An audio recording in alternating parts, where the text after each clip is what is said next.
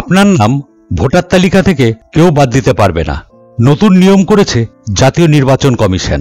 তাহলে আজকের ভিডিওতে আমরা দেখে নেব জাতীয় নির্বাচন কমিশন এই নতুন নিয়ম কি করেছে। তাই জন্য ভিডিওটি অবশ্যই শুরু থেকে শেষ অবধি দেখুন। চ্যানেলটিতে যদি নতুন হয়ে থাকেন তাহলে অবশ্যই চ্যানেলটিকে সাবস্ক্রাইব করবেন, আর ভিডিওটি ভালো লাগলে অবশ্যই ভিডিওতে একটা লাইক আর কমেন্ট করে দেবেন। এখানে আমরা চলে এসেছি, দেখুন আনন্দবাজার.com। এখানে প্রতিবেদন আছে, লেখা আছে আপনার নাম ভোটার তালিকা থেকে কেউ বাদ দিতে পারবে না। নতুন ব্যবস্থা করেছে কমিশন, কি করতে হবে ভোটারদের। দেখুন এখানে প্রতিবেদনটি বেরিয়েছে 24শে সেপ্টেম্বর 2025-এ। এখানে পরিষ্কার লেখা আছে কর্ণাটকে ভোট চুরির চেষ্টা হয়েছিল বলে অভিযোগ তুলে সরব হয়েছেন কংগ্রেস নেতা রাহুল গান্ধী। তা নিয়ে বিতর্কের মধ্যে নিজেদের পোর্টালে নতুন ই-স্বাক্ষর ব্যবস্থা চালু করল নির্বাচন কমিশন। কমিশন জানিয়েছে এই ব্যবস্থায় একমাত্র আধার কার্ডের মাধ্যমেই ভোটার তালিকায় নাম তোলা বা নাম বাদ দেওয়া কিংবা তথ্য সংশোধন করা যাবে।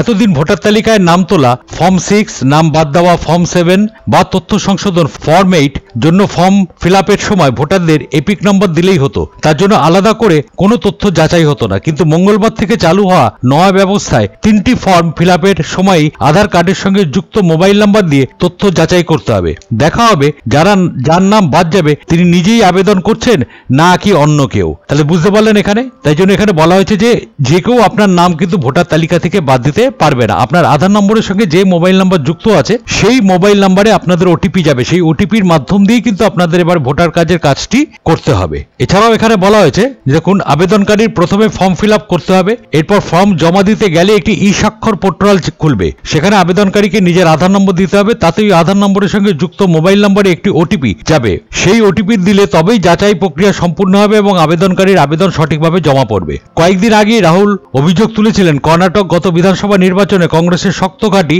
অলান্দে ভোট চুরির চেষ্টা হয়েছিল। 6000-এর বেশি ভোটারের নাম বাতিলের আবেদন জমা পড়েছিল। সেই অভিযোগ পরে স্বীকারও করে নেয় কমিশন। ভোটার তালিকা থেকে নাম বাতিলের জন্য মোট 6018টি আবেদন জমা পড়েছিল, তার মধ্যে 24টি সঠিক আবেদন ছিল ঘটনাচক্রে। তারপরই নয়া ব্যবস্থা চালু করল কমিশন।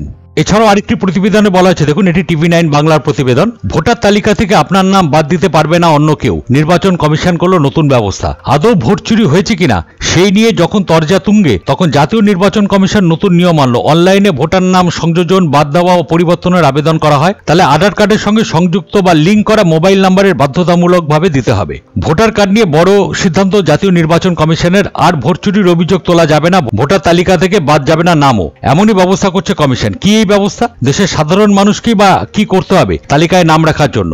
ভোট চুরি হয়েছে কর্ণাটকে, এই অভিযোগে সবর কংগ্রেসের সাংসদ রাহুল গান্ধী। তার দাবি কর্ণাটকের আনন্দ বিধানসভায় অন্তত 6000 ভোটারের নাম বাদ দেওয়ার চেষ্টা করা হয়েছিল, তার যুক্তি খারিজ করে দিয়েছে নির্বাচন কমিশন। আদৌ ভোট চুরি হয়েছে কিনা সেই নিয়ে যখন তরজা তুঙ্গে, তখনই জাতীয় নির্বাচন কমিশন নতুন নিয়ম আনলো। অনলাইনে একদম এখানে পরিষ্কারভাবে লেখা রয়েছে, দেখুন অনলাইনে ভোটারের নাম সংযোজন, বাদ দেওয়া বা পরিবর্তনের আবেদন করা হয়, তাহলে ভোটার কার্ডের সঙ্গে সংযুক্ত লিঙ্ক করা মোবাইল নাম্বার বাধ্যতামূলকভাবে দিতে হবে। একদম পরিষ্কার এখানে বলে দিয়েছে, লিঙ্ক করা মোবাইল নাম্বার, আধারের সঙ্গে যে নাম্বারটি লিঙ্ক আছে সেটি কিন্তু অবশ্যই দিতে হবে। নির্বাচন কমিশনের নিয়ম অনুযায়ী এতদিন ভোটার তালিকায় নাম তোলা ফর্ম 6, নাম বাদ দেওয়া ফর্ম 7 বা তথ্য সংশোধন ফর্ম 8 এর জন্য ফর্ম ফিল আপের সময় ভোটারের এপিক নাম্বার দিতে হতো, আলাদাভাবে অন্য কোনো তথ্য যাচাই হতো না।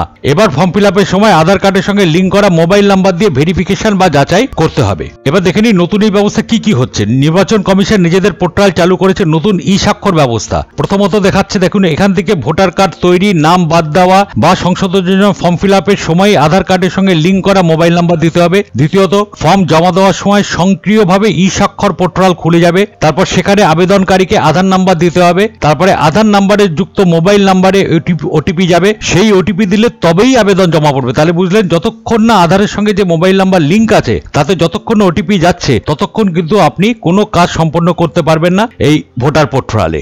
সূত্রের খবর, 1 মাস আগেই কমিশনের সিদ্ধান্ত নিয়েছে আধার কার্ডের সঙ্গে লিঙ্ক করা মোবাইল নাম্বার দেওয়া বাধ্যতামূলক করা হবে। তার জন্য নির্বাচন কমিশন আইটি বিভাগ কাজ করছিল। এতদিন নতুন ই স্বাক্ষর ব্যবস্থায় ভুয়ো আবেদন বা অবৈধভাবে ভোটার তালিকা থেকে নাম বাদ দেওয়ার সুযোগ অনেকটাই কমে যাবে বলে আশা নির্বাচন কমিশনের। তাহলে বুঝতে পারলেন, যে আধার নাম্বারে আপনাদের মোবাইল নাম্বার লিঙ্ক আছে, তাহলে আবার আরেকটি বিষয় আছে, আধার নাম্বারের সঙ্গে কিন্তু অবশ্যই যে ভোটার কাজ করতে আসবে, যে নতুন নাম তোলা ফর্ম 6 বা নাম বাদ দেওয়া বা সংশোধন যেখানেই হোক না কেন, তার আধার নাম্বারে যে মোবাইল নাম্বার লিঙ্ক আছে সেটাও কিন্তু একবার দেখে নিতে হবে যে তার সঙ্গে আধার নাম্বারে মোবাইল নাম্বার লিঙ্ক করা আছে কিনা, কারণ যে মোবাইল নাম্বার আধারের সঙ্গে লিঙ্ক করা আছে সেই মোবাইল নাম্বারেই কিন্তু ওটিপি যাবে। সেই মোবাইল নাম্বারে ওটিপি ছাড়া আপনি কিন্তু কোনো রকম ভাবে ফর্মটি জমা করতে পারবেন না, অর্থাৎ অনলাইনে যে ফর্ম জমা হয় সেই ফর্ম কোনো মতে আপনাদের পক্ষে জমা করা সম্ভবপর নয়। তাহলে ভিডিওটি যদি ভালো লেগে থাকে তাহলে অবশ্যই চ্যানেলটিকে সাবস্ক্রাইব করে দেবেন আর ভিডিওটিতে অবশ্যই একটা লাইক আর কমেন্ট করে দেবেন।